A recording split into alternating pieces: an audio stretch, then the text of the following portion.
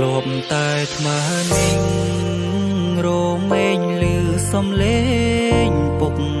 ប្រដៅឲ្យកូនផុតទុករៀបត្រីស្ងាត់ក្រោមភ្លើងចុងគីម៉ែធ្លាប់បំពេឲ្យកូនកេងពេលរីត្រីតែពេលនេះឃ្លាតលោកថ្លៃនឹកនាងមានកូនទាំងពីរគ្រួសារយើងក្រតស៊ូបែកញើជោប្រានសឹងតែគ្មានពេលសម្រាន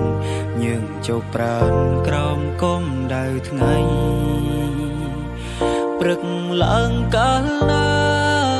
លឺសំឡេងកក្របីព្រៀបបាននឹងសូរតន្ត្រីក្តីសុំនៅតាមស្រុង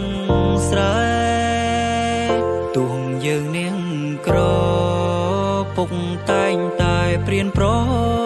ដៅដាច់ខាតមិនឲ្យដៃឆៅ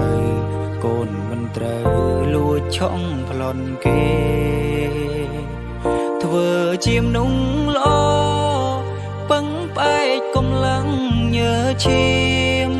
សុញច្រិតទៅក្រុមចំហ៊ានស្ដាប់បនដាំពុកណាកូ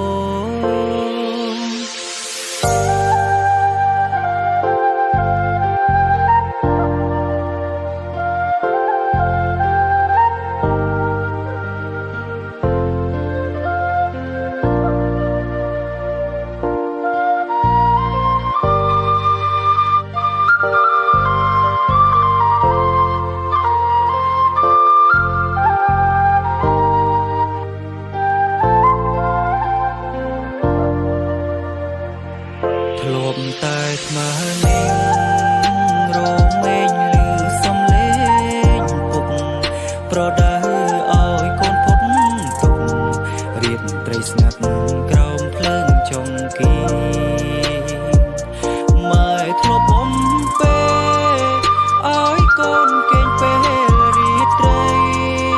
តែពេលនេះឃ្លាតលោកថ្លៃនឹកនាង